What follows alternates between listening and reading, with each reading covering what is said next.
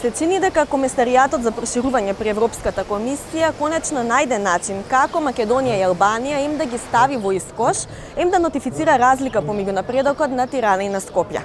Комисијата препорачува и двете земји да почнат преговори, но за разлика од албанскиот случај каде што се наведени дополнителни услови, за Македонија се вели дека е светол пример во регионот и комисијата препорачува почеток на преговори итно. Агенда 35 го анализира извештајот со сите забелешки и недостатоци, а не забораваме ниту на резултатите од европските избори кои што се одржаа само неколку дена пред извештајот да биде објавен. Како порастот на либералните сили и неуспехот на националистичките движења ќе влијае врз глобалните европски текови, но и на односите помеѓу Скопје и Брисел. Останете со нас. Во оваа емисија ќе гледате анализа на извештајот на Европската комисија што на Македонија и донесе безусловна препорака за датум за преговори. Разговор со Фрејк Јан Маат, шеф на одделот за економски прашања во делегацијата на Европската унија. Брисел бара државата да ги услужува граѓаните со професионалност на приватна компанија кон своите потрошувачи. Европските либерал-демократи го развија политичкиот дуопол во Европа, на Европската народна партија и социјалистите. Во Македонија, СДСМ и ВМРО-ДПМН остануваат заштитени од малите партии. За растот на европскиот либерализам и за домашните состојби. Интервју со лидерот на ЛДП Горан Милевски. Останете со нас. Постигнат е голем резултат. Направен е историски развој. Северна Македонија е светол пример и сведок за моќта на привлечноста на европската перспектива. Ова се само дел од епитетите што ги кажа за земјава еврокомесарот за проширување во заминување, Јоханес Хан, пред Комитетот за надворешни работи и при презентирањето на извештајот за напредокот на земјава. Ниту шефицата за надворешна политика Федерика Могерини, која исто така е на крајот на својот мандат, не ги штедеше по фалбите. Сведоци сме на бројни достигнувања и успеси, кои се импресивни, рече Могерини. Двајцата истакнаа дека земјава и Албанија го завршија својот дел и дека сега е редот на Европската унија да го исполни својот дел и да започне преговори. Традиционално пресконференциите се следеа од седиштето на ЕУ во земјава. Покрај домакинот евроамбасадорот Самуел Жбогар, присутни беа и представници на дипломатскиот кор, но не и амбасадори на земјите членки. Присутен беше и граѓанскиот сектор. Но каков е речникот во извештајот за напредокот, особено за 4 приоритетни области: јавна администрација, правосудство, безбедносни служби и антикорупција. Умерено подготвена во делот на јавната администрација, со добар напредок преку усвојувањето на стратегиската рамка за реформи, се наведува во извештајот. Сепак, дел од препораките остануваат. The Commission's 2018 recommendation on merit-based recruitments and open competitions remain valid, especially on senior management appointments. The respect for principles of transparency, merit and equitable representation remain essential. Steps have been taken to address alleged politicized appointments and allegations of nepotism. Земјата има одредено ниво на подготовка да ги примени европските стандарди во правосудството, се наведува во извештајот. Законската рамка е добро подготвена, но потребна е нејзина имплементација. Како клуч за понатамошно јакнење на владењето на правото е потенцирана улогата на СЈО и охрабрувањето да биде постигнат договор помеѓу власт и опозицијата за ова прашање. Beyond legal changes, all judicial institutions need to demonstrate their exemplary and contribute through additional efforts to restoring public trust in the judiciary. The Judicial Council efforts to protect judges' independence were limited, and it is essential that it steps up its efficiency to shield them from potential external or internal pressure. Continuous efforts are needed to remove the risk of perception of political interference. За новиот состав на ДКСК, евроамбасадорот истакна дека е избран на транспарентен начин и дека презема значајни чекори за поактивна борба против корупцијата, која не ги поштедува високите функционери.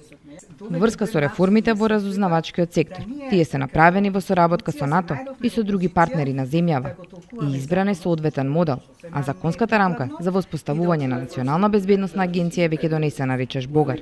Во поглед на исполнување на економските критериуми, земјава се уште се соочува со предизвици, нискиот инвестициски раст, структурните проблеми на пазарот на трудот и сивата економија продолжуваат да представуваат предизвици за бизнис околината. Integration with the European Union in trade and investment deepened further. Exports and manufacturing output diversified further towards higher value products. However, skills shortages and the lack of skills alignment with those required by companies, reflecting shortcomings in education curricula, impair labor productivity and the competitiveness of the economy. Important investment gaps in public infrastructure remain.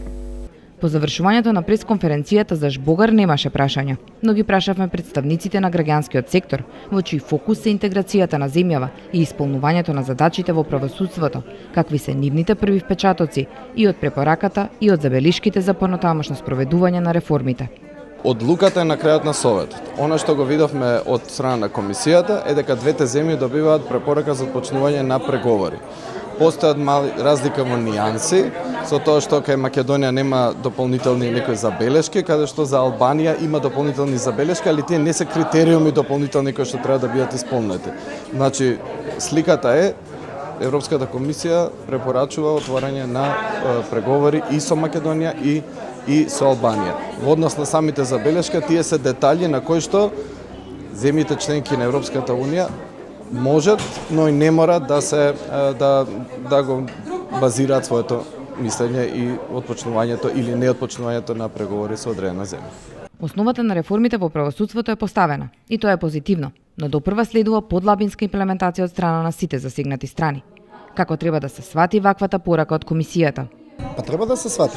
Additional efforts беше, колку што се сеќавам, дополнителни напори, значи она што е предвидено во законите, јас пред некој ден баш го кажав, примена на законите во добра верба, правниците велиме bona fide. Така што на сите нивоа во судството треба ова да се примени и во секој еден конкретен случај да се тргнува од оваа препорака, бидејќи на крајот на криштата сите сме во општеството, сите сме во системот и мислам дека не би требало секој самиот да си се кочи. Напредокот кој е постигнат сега бара конкретна и брза акција од Унијата стои во пакетот за проширување. Унијата мора да ги исполни своите обврски и да даде кредит онаму каде што должи, доколку не го награди објективниот напредок и не ја овозможи на Северна Македонија да премине во следната фаза на европскиот пат, таа сериозно може да си го загрози сопствениот кредибилитет во регионот, но и пошироко, стои во документот презентиран од Хан. Препораката за почнување на преговори на Северна Македонија со Европската Унија без никакви други барања и услови е позитивен сигнал за земјата, бидејќи е базирана на темелна оценка на Европската комисија за остварениот напредок во речиси сите области. Вели во интервју Фрејкен Маат, шеф на одделот за економски прашања во делегацијата на ЕУ во Скопје. Извештајот за напредокот на земјата што се објави неделава изобилува со позитивни забелешки, а Јан Маат вели дека клучни се во две области. When I look at areas where I would say good progress is made, I would certainly think of one of the most important areas, which is the rule of law area. We've seen that North Macedonia was very serious in implementing the reform strategy they had already adopted the year before, and this translated into, for example, the adoption of two important laws, the laws on the Judicial Council, the law on courts as well. But also it resulted in a very transparent procedure and fair procedure for the appointment of members of the State Commission for the Prevention of Corruption. So these are all steps that are going in the right direction. And as well, I would like to point out that the government is involved in a very all-encompassing and serious reform of the public administration, which is also a key area. Меѓутоа, иако Европската комисија забележува добар напредок, токму овие области остануваат и најголемите предизвици каде што треба уште многу да се работи. Rule of law and public administration reforms are really those areas which turn out to be the most challenging, not only for North Macedonia, but I think for all candidate and potential candidate member states. And there, in the area of the rule of law, I think it's really one of the biggest challenges or demands will be to establish an impartial, independent judiciary. And that can only be, let's say, proven by having a track record of cases that are worked on, leading also to judgments and possibly also to convictions in let's say, high-level corruption cases. So this is something which cannot be realized overnight. It's something that should be worked on in the coming months and years, I would say. And then in the area of the rule of law, I would think of the establishment of a let's say, a more service-oriented public administration. I always like to compare it to a private company. When you're a private company, you want to satisfy your customers. And, well, governments and administration should work the same way. They should want to satisfy their citizens and companies. And then also, I think in this area, what will be required and which should be normal actually is, let's say, establishing a more merit-based appointment of senior civil servants. So really looking at, is this person qualified? Does he or she have the right qualifications to what it takes for the job? Што се однесува до економските критериуми, иако земјата е оцената многу подобро во споредба со сите останати држави кандидати од регионот, сепак во споредба со политичките критериуми, каде што Европската комисија нотира добар напредок во делот на економијата, комисијата посочува дека остануваат клучните слабости. One of the key areas is trying to diminish the informal economy, because this is really hurting the market, the companies. In fact, when you ask companies what is the main bottleneck, a lot of them will say the informal economy. And why? Because I think those companies that are registered are saying we face unfair competition from those who are not registered. They don't pay any taxes. They are not, let's say, bothered by inspections that come and visit them. So for companies it's important. It's important for the government itself because it loses revenue. It forgoes revenue from those companies because they're not paying taxes. And then for employees it's also important because employees, workers are not insured. So they're not, when something happens, they're not insured against health costs. They don't build up a pension. So in that sense, I think it's important that there is work being done on fighting the informal economy. Јан Маат, кој што е шеф на одделот во делегацијата токму за економски прашања, вели дека комисијата очекува од властите и попродуктивно трошење на народните пари што ги собира од даноци и придонеси. In the last couple of years, current expenditure, so ongoing expenditure on wages, on rent, those kind of expenditures are going up. And capital expenditures, so on infrastructure, on roads, on bridges, on energy facilities are going down. And this is, of course, not very good for the productivity of the economy. It's good to invest in the economy also as a government. And so it's important that when you plan these capital investments, you are realistic, and also, on the other hand, that you are, when implementing those investment projects, you have the right capacity and that they're implemented in time, because now what happens is that there is a lot of so-called under-execution. So in the budget there is a plan for capital expenditure, but at the end of the year there's only a lower percentage which is actually implemented. Јан Маат вели дека во некои сектори во економијата се забележува значителен напредок, но според него клучно е да се подобри капацитетот на домашниот пазар и конкурентноста за извоз во ЕУ. And there I would like to point out that there are certain positive developments. We see, for example, very positive development in the area of public procurement, where a new law was adopted ensuring more transparent and more effective public procurement procedures.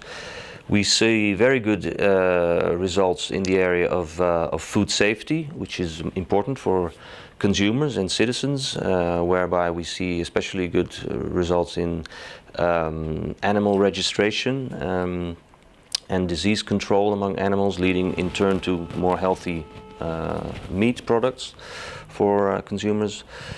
We see good progress in the area of energy as well, where we have framework legislation being adopted to align with the so-called third EU energy package, which basically means that now in North Macedonia, both the electricity and the gas market are completely open for competition, which will in turn also be beneficial for consumers, which hopefully will translate into lower prices for electricity and for gas.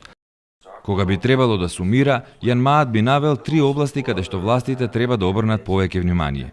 The first one being the free movement of goods area, where I think North Macedonia really needs to catch up, and this is important because if your products are not living up to EU standards, it's difficult to export them to the EU. So you need more capacity building in institutions looking at this, especially in the area of market surveillance, so in the state inspectorate. Then another area which is important, where definitely more work is needed, is competition, especially in the area of state aid, where we feel that there is more transparency required in the current state aid schemes, and also the Competition Commission, actually the Commission for the Protection of Competition, should be building capacity and should be allowed to build capacity by the government. And then finally, the area of consumer protection and health, where we see actually backsliding, deterioration in the area of tobacco control. So we see in various public spaces that people are smoking again, which is actually, in our view, a step back, and we specify that in the report. And also in the area of cancer screening, we feel that there's much more that needs to be done and much more funding that needs to become available for cancer screening. На прашањето колку е реално земјата да ги почне преговорите со Унијата овој месец, а кои се ризиците доколку тоа не се случи, Јан Маат вели. It is a crystal clear recommendation without conditions, based on I would say, very thorough analysis. Now, of course, we have to wait what the European Council, what the European member states will say. I think it would be giving a good signal if accession negotiations could start, not only for North Macedonia as well, but also for other candidates and potential candidates, in the sense that hard work is rewarded. I would not like to speculate on what would happen if there would not be a green light. I think, in a way, what is important is that these reforms that North Macedonia is currently engaged in are good in themselves. Regardless of whether or not we take the next step now or we take it in a few months' time, these reforms are, I think, good for citizens, good for companies. So, regardless of what happens, I think these reforms should just continue. Коментирајќи ги резултатите од европските избори претходниот викенд, Јан Маат вели дека распоредот на силите во новата Европска комисија гарантира дека ќе продолжи една од најуспешните политики на ЕУ досега, а тоа е токму проширувањето со нови членки. Well, some people said we expect populist parties to win, which happened, but at the same time I think they didn't win as much as some people expected. So we still have a situation in which those parties which are in principle looking positively on EU enlargement, like the Christian Democrats, the Social Democrats, the Liberals and the Greens, together still form a very comfortable majority in the European Parliament. So I also don't expect the European Parliament to change radically its position on EU enlargement, and I think it will remain in principle positive. For the priorities of the next European Commission, I can only guess. I'm sure that climate change will be a big priority, but I also think at the same time that enlargement will very much stay on the agenda of the next Commission. Господин Емилевски, добро вечер. Благодарам што сте дел од нашата емисија. Резултатите од европските избори покажаа еден силен пораст на либералните движења во Европа и за разлика од сите прогнози дека токму националистичките сили ќе добијат на сила овој пат, се покажа дека прилично токму либералните сили се оние кои што преовладеа. Како вие го гледате ова? Благодарам првен за поканата. Традиционалните партии во Европа нови избори се изненадија, насекаде е тоа случај.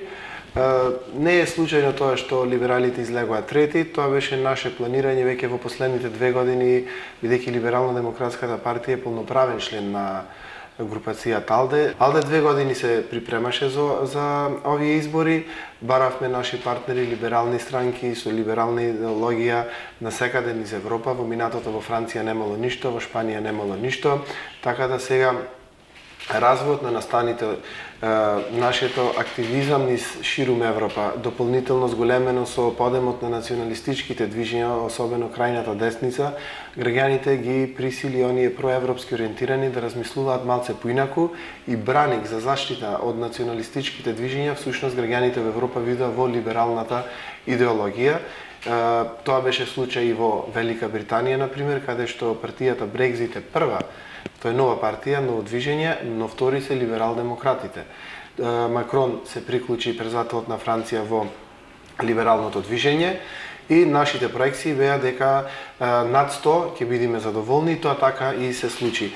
Европа се изненади, меѓутоа ние не се изненадивме, бидејќи навистина го работевме. Ова ќе беше разочарување за нас да не се случеше тоа, меѓутоа навистина сега сме во една одлична кондиција. Либералите победија во Естонија, победија во Чешка, во Данска, во Луксембург за прв пат победи, иако имам таму 8 години премиер, меѓутоа тоа била коалициона влада. 8 премиери во Европа значат дека во овој период ние сме работеле на вистина на подигнување на либералната идеологија ширум Европа. За жал во Балканот се уште има едно конзервативно размислување.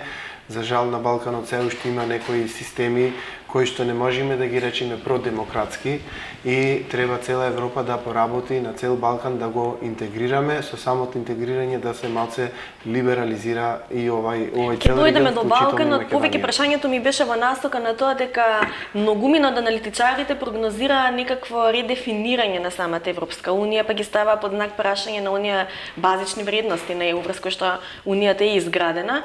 Колку со овој резултат на либералните сили мислите дека се отфрлаат веќе овие стравувања и дека Европа се останува доследна на своите вредности? Видите, секогаш аналитичарите прогнозираат и му даваат поголема тежина на екстремните десница или левица. Тоа беше случај во Холандија пред 2 години, кога прогнозираа за победа на таа опција, меѓутоа либералите повторно победија во Холандија. Мислите дека служи тоа за заплашување малку на гласачите или за поттик да излезат од дома, зашто имаше силни кампањи, нели излезете, гласајте за. Така, тие се премногу силни во своите кампањи, дека се разочарани и стравот е дека граѓаните секогаш ќе ја побараат алтернативата во екстремните националистички партии, меѓутоа ете и во Германија на последните избори ФДП доби 10%, либералите 10% добија, за разлика од нив алтернатива за Германија не ги доби очекуваниот број на гласови. Сега, например, во Германија втори се зелените со 22%, либералите падна на 5%, но сепак повеќе од претходните евроизбори кога настапувала ФДП сама. Генерално граѓаните веќе не сакаат национална политика, националистичка политика во Европа и сакаат една обединета Европа и силна Европа и таа порака ја испратија секаде, независно што некаде победија овие националистички движења, меѓутоа кога ќе ја видите вкупната гласачко тело, како се поделило на либералите, на зелените, па на социјалдемократите кои што сакаат обединета Европа, па и ЕПП се тие кои што се залагаат за потврсти односи, сепак ќе видите дека доминантното гласачко тело во Европа и ту мнозинството е за еден да се продолжи овој начин на функционирање, да се направи Европа посилна. Колку ова разнишување на двата постоечки блока и Европската народна партија и социјалистите ќе влие за, да кажам, збогатување на политичката сцена од аспект на тоа дека сега трети сили се наметнуваат како клучни фактори во распределбата на политичката моќ? И до сега либерал-демократите имаја 5 еврокомесари, меѓутоа сега нивното влијание ќе биде значително многу поголемо. гледате Макрон како некој представник на АЛДЕ, веќе разговараше со Меркел и не му го прифаќаат кандидатот кој што го имаја за комесар, за председател на Европската комисија, што значи дека влијанието е сега многу помоќно, каде што тие може да влијаат директно и во персоналниот состав. Десницата сепак внатре има различни струи, различни превирања. Едното се на источниот блок, кој што повеќе клони кон радикалната десница со нивните ставови за неприфаќање на бегалците, степенот на демократијата, ограничувањето на медиумските слободи и така натаму, што е навистина широко критикувано од наша страна. Од друга страна имате една поумерена струја која што ја предводи например Меркел, така да и кај нив не се обединети во нивните ставови. Да, ако се суди по изјавата и на Вебер, не би влегувале во коалиции со крајните движења, така да претпоставувам дека тоа е аспект заштитена Европа. Заштитена е во самата десница, доминираат поумерените десни сили и кои што се залагаат и за подсврста унија, за разлика од оние кои што ги предводи Орбан, кои што се залагаат малце на крајно десно ја вртат целата таа работа. Сепак имаме некои островца, да ги наречам, на национализмот и на популистичките движења. Франција изненади или не изненади? Да, Италија и Франција. Па и Унгарија доследна на... Унгарија и Полска, меѓутоа во Полска има движење на опозицијата. Меѓутоа јас повторно велам, таму победија екстремните партии, меѓутоа мнозинството натре кое ќе ја видите целокупната структура на гласачкото тело, сепак и во тие држави доминира проевропското и пролибералното струење и движење. Незадоволството тоа е краткорочно од Макрон на неговата внатрешна политика, предизвика Лепен да победи во Франција, меѓутоа сепак јас се надевам дека тоа ќе биде краткорочно со стабилизирање на ситуацијата во Франција на парламентарните избори, тој успех Лепен нема да го повтори. Како сега оваа либерализација и овој зелен бран, затоа што и зелените успеа да остварат солиден резултат, ќе влие врз проширувањето како политика, мислите, и врз македонската иднина визави Европската унија? Особено зелените доминираат во Германија. Либералите таму ја занемарија темата за глобалното затоплување и за животната средина и квалитетот на животот на граѓаните, и тоа ги чинеше намалување на рейтингот од последните парламентарни избори, и тука затоа доминира зелените во Германија. И со 21-22%, што е навистина еден извонреден резултат и дојде втора сила. Оваа политика, либералите, јас ви кажував генерално дека има скепса кај некои влади од Европа, кои што се либерални, особено Холандија, Данска, тем се либерални премиери, па и Франција сега. Меѓутоа, тоа ние како држава треба да ја промениме перцепцијата која што имаме како држава кон тие држави. И ние како политички партии имаме мисија која што треба да ја пренесеме во странство. Ке лобирате, сакате да кажете, ќе го искористите ова зголемено влијание на либералите за да... Значи не само ние, сите оние кои што се интегрирани во овие европски политички групации, независно дали ВМРО, ДПМН, СДСМ, ние дом исто така се вмрежени, треба да направиме лобирање за да се промени перцепцијата или стравот кој што постои кај некои држави од ситуацијата во државите, независно дали тоа е владењето на правото, справувањето со корупцијата и така натаму. Се она што има забелешка, ние треба и како да го коригираме во овој период и како политички партии, како политичари да го представиме на променета слика за државата. Ние навистина лобираме. Председателот на АЛДЕ, Ханс Ван Бален, беше председател на групацијата за пријателство на Европскиот парламент со Република Македонија. За жал тој овој пат одлучи да не се кандидира за европратеник и нема да биде во новиот состав, така да за нас е многу важно и следната група да биде пролиберална, која што ќе биде формирана во Европскиот парламент и да е блиска, се разбира, до нас, а со тоа и до Република Македонија. Иво Вајгел беше еден од тројката која што беше известувач за Република Македонија. Иво Вајгел, се разбира, е дел од групацијата АЛДЕ, така да има конексија и е многу значајно нивното влијание за давањето на општата слика за Република Македонија. Кога зборуваме за европските прилики, значи заклучивме дека двата блока, и социјалистите и Европската народна партија, се во слободен пат. Во нашата земја ситуацијата не е таква. поларизираноста помеѓу СДСМ и ВМРО ДПМН останува. Резултатите од последните председателски избори покажаа дека ткивото, особено кај македонскиот гласачки дел, е поделено буквално како на две. Како вие, како помала партија, ја гледате оваа поларизација и зошто малите партии во Македонија не успеваат да се оттргнат од имиџот на привезоци на поголемите партии? Да. Покрај ВМРО ДПМН и СДСМ, единствена, да не се фалам, некоја организирана структура која што може нешто да направи, да парира, е токму Либерално-демократската партија. Другите партии, според нашето гледиште, се помали од нашата и во организациона смисла, и во теренска смисла, и влијание кое што го имаат во странство е неспоредливо и ние сме на ранг со поголемите политички партии. Она што сметам дека ќе ја промени политичката сцена во Република Македонија е отворањето на патот на Република Македонија кон ЕУ, која ќе се добие датумот за преговори, која ќе се отворат сите поглавја, која ќе почнеме да ги прилагодуваме нашите закони со законите со тие од Европската унија, мислам дека малце ќе го подослободиме општеството. Во која смисла? Се уште еден пример ќе ви кажем, кај нас општеството се уште е клиентелистички насочено кон големите партии и големите партии ги чувствуваат како место за вработување на своето партиско на партиското членство, де факто секој бара екзистенција да се вработи преку партија. Гледате и во последниот извештај, партиите где вработување непотизмот беше нотирано. Клучна забелешка. Нотирано и тоа треба да се коригира.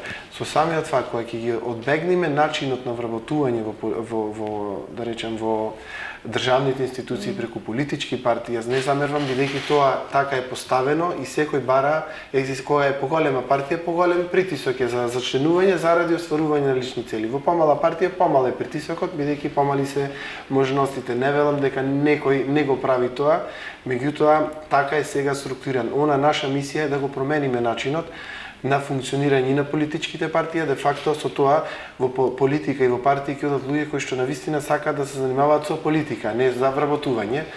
Колку во би помогнала отворените изборни листи? Ќе дојдам до тоа. Значи ние ќе се такмичиме за идеологија утре со сите политички партии, нема да се такмичиме кој е помоќен да вработи повеќе луѓе во институциите. Малку со идеологијата имаме проблем, тоа е факт. Имаме, бидејќи се измешани, се измешани работите. Она што е надеж дека може да ја промени работата тоа е Македонија да биде една изборна единица и да нема предизборни коалиции, секој да си настапува самостојно. Оној кој што вреди, ако вредиме како партија ќе добиеме место во парламентот, ако не, Боже мој, ќе дојде некој друг кој што навистина ќе знае подобро да ја представи либералната опција. Па имаше такво ветување, вие сте сепак дел од власта. Тоа ветување е во програмата и кога заврши овој процес на средување на меѓународното афирмирање на државата и решавање на сите проблеми, завршија претседателските избори, време е да се посветиме на нашите програми кои што сме му ги ветиле на граѓаните.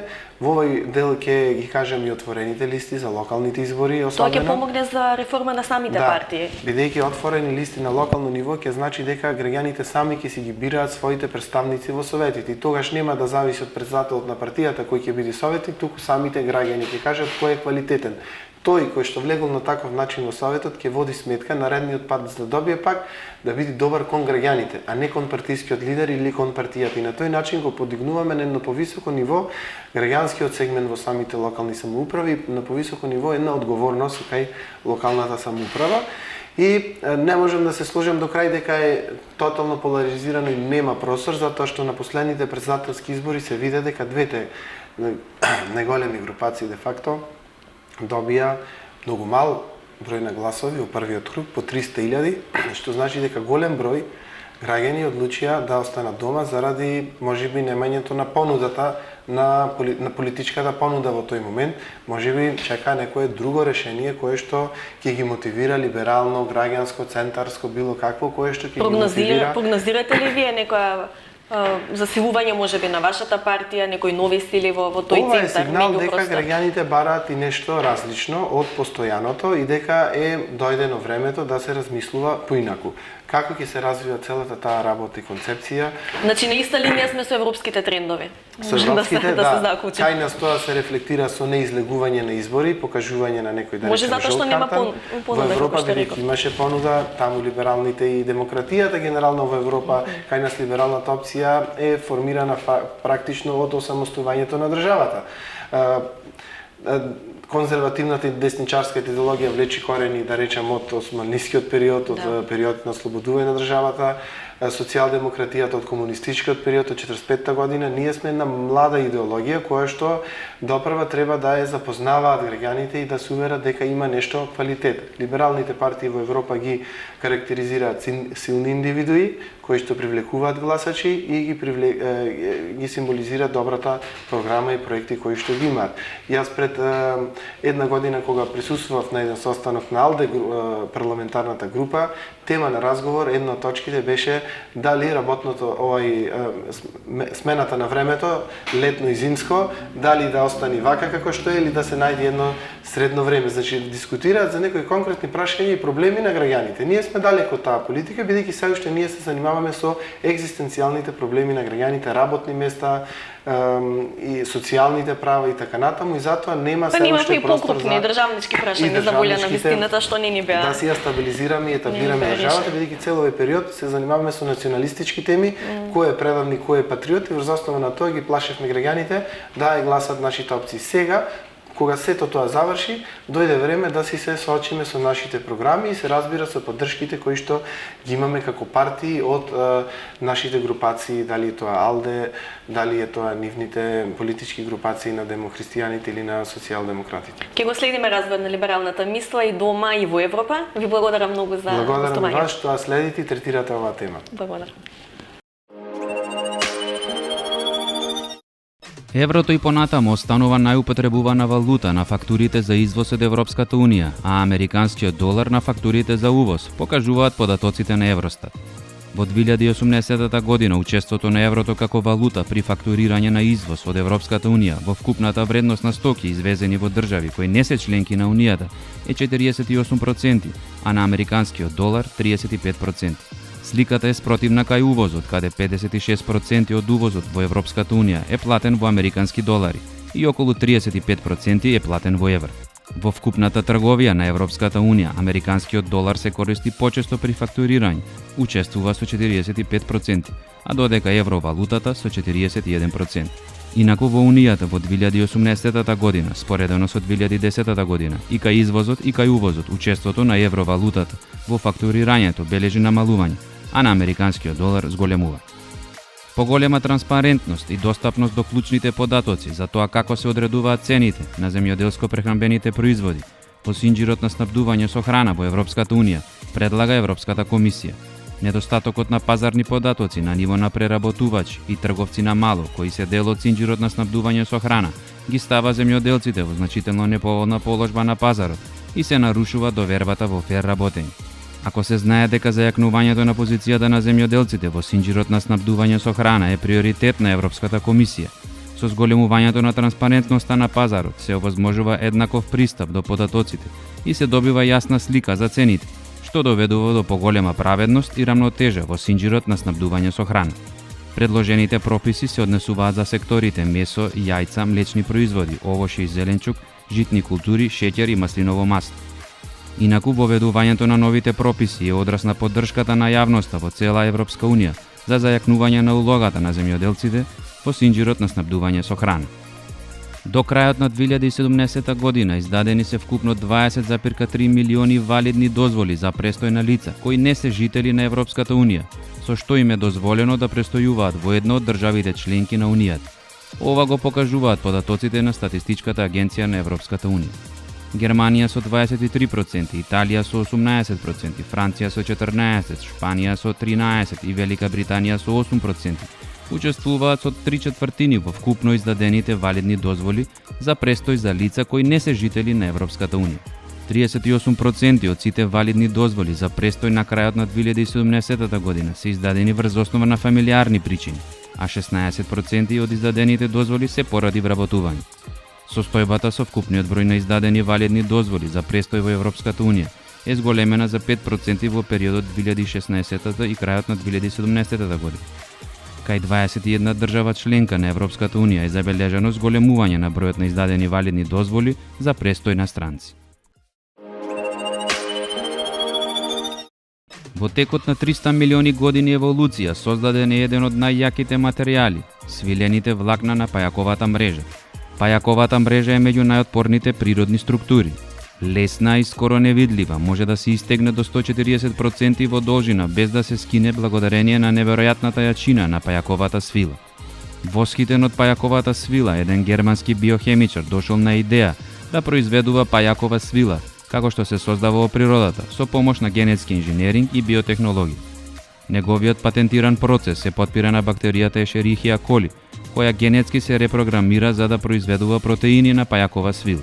Потоа оваа суровина во комплексен механички процес се преде во ултрајаки влакна од пајакова свила. Така за прв пат од протеини вештачки е создадено влакно направено од природна пајакова свила. Со оглед на фактот дека гените на пајаковата свила може да бидат модификувани, влакната добиени во лабораторија се дури поеластични и постабилни. Благодарение на овој пронајдок е овозможено масовно производство на пајакова свила како идна генерација на индустријски влакна. Развојот на индустријското производство на пајакова свила дава нови можности во текстилната индустрија, индустријата на лесни спортски обувки, козметиката и медицината.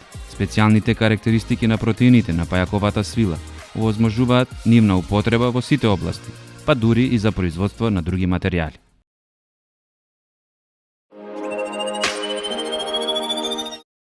Се гледаме следната недела со друга тема. Не заборавајте да не следите тука или на нашите официјални Инстаграм и Фейсбук профили. Останете со програмите на Македонската телевизија.